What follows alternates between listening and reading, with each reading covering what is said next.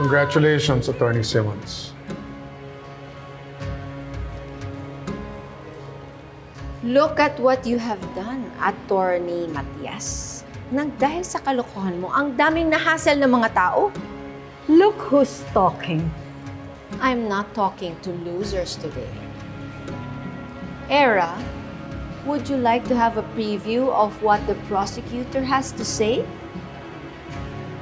Case dismissed.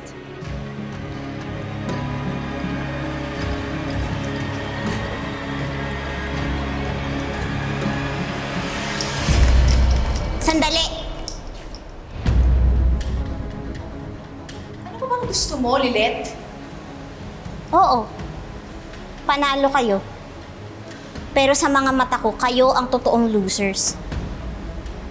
Dahil kahit kailan, hindi magiging tagumpay ang panalong bunga ng kasinungalingan. Alam kong ginawa mo, Era.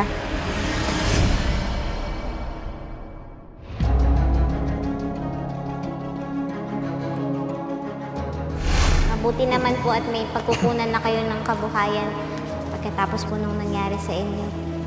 Saan po kayo kumuha ng kapital?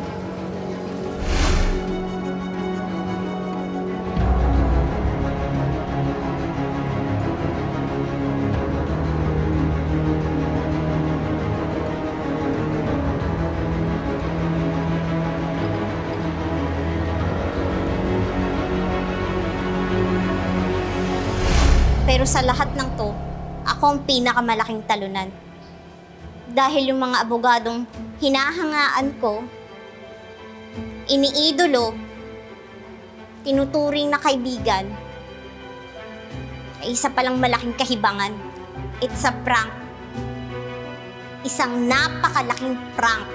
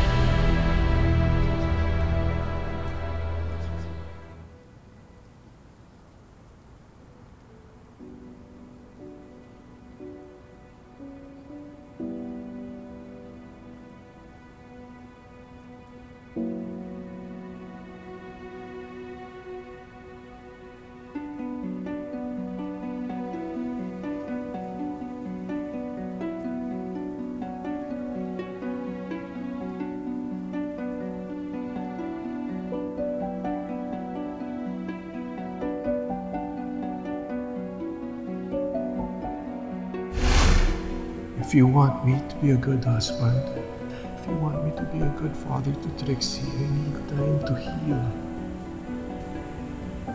Para maging buo ulit ako. Para maging karapat-dapat ako sa inyo ni Trixie at sa pamilya natin.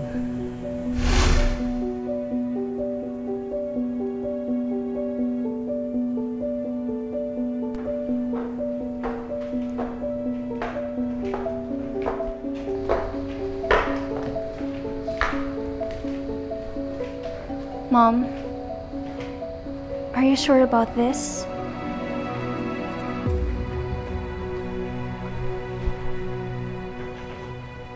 Trixie, do what you have to do dito sa Pilipinas. I'll have Wesley's staff become your booking handlers. But please, take care of yourself. And be careful when you're partying, especially when it comes to your other influencer activities. Mom, 20 na ako. I can handle myself. Okay?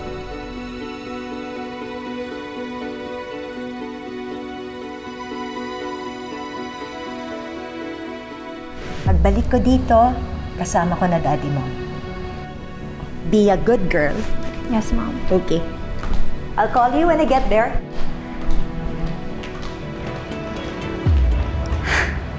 Finally, I'm so free. Anong plan mo tonight? Sports bar ulit?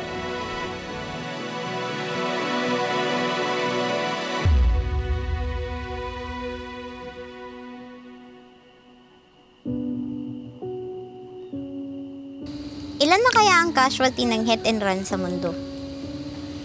Hindi lang ito tungkol sa mga salpukan ng mga sasakyan at ng mga tao, kundi pati na rin sa mga pusong nasagasaan at basta na lang iniwan. Narealize ko, ang buhay ko ay isang serye ng mga hit and run. Iniwan ng kanyang iniidolo. Itawan mo ko! Nagsisisi ko na pinagkatiwalaan kita. Hindi kita mapapatawad. At pagbabayaran mo ang ginawa mo sa anak ko! Iniwan ng akala niyang tunay na kaibigan. Alam mo, hindi ko alam kung paano mo nakukuha ang humarap sa amin.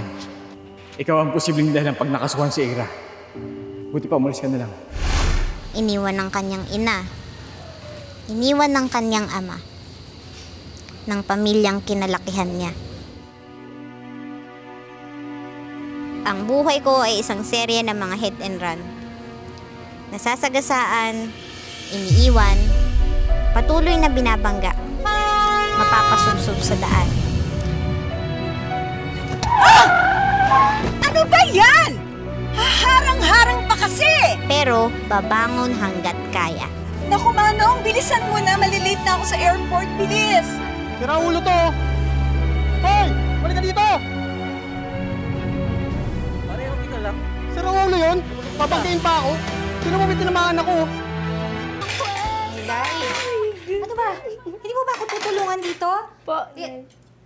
Sabi ko na yan, telepono yan, patayin mo na yan, ha? Charge ka ng charge. Yung mga pinapanood mo, paulit-ulit lang naman.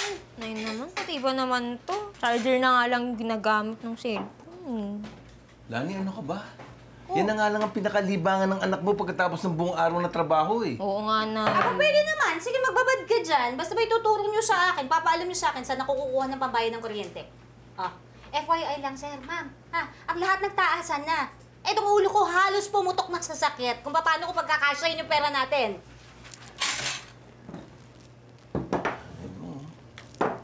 Grabe. Hugas ka ng plato. Ayan! Speaking of sakit ng ulo, dumating. Bestie, okay ka lang? Anyari sa'yo? Ba't yan itsura mo? Kumain ka na ba? Sigurado ko, gutom ka na. Papahinga na lang po ako. Ha? Bestie, tungkol ba to dun sa kasong kasali ka? Sobrang bad news ba talaga? Ay, malamang. Tinatanong pa, Melay. Tingnan mo, itsurang talunan. Halatang halata kapag katalo ng idol ninyong si Lilet. Ay, malamang. Yung una mong kaso, yung pagkapanalo mo doon, tsamba lang yun, no? Lani, ano ba? Bakit ba? Dapat nga masanay na siyang matalo at maging talunan. Kasi, alam mo, real talk lang, attorney, ha? Kinig ka sa akin. Yung kalkula ko sa'yo, tsaka yung tingin ko sa'yo, yung bitin na bitin ba, yung pagkagaling mo, tsaka yung talino mo, ay napakarami mo pang beses na matatalo sa karir mo. Lani, tama na. Sa palagay mo ba yan ang kailangan niyang marinig ngayon? Ibong, bakit ba napaka-protective ninyo dito kay Lilet, ha? Simulat sa pool, talaga namang malas to eh. At saka sakit sa ulo. Tsaka hello, magpapaka-sensitive pa ba siya? Diba? Lani, ano ka ba naman? Tingnan nyo nga ito, yung nanay niya. Napakaaga siyang sinuka at sinukuan. Grabe. Kaya puro kamalasan eh. Ay. Ba yan? Lilet, pasensya ka na.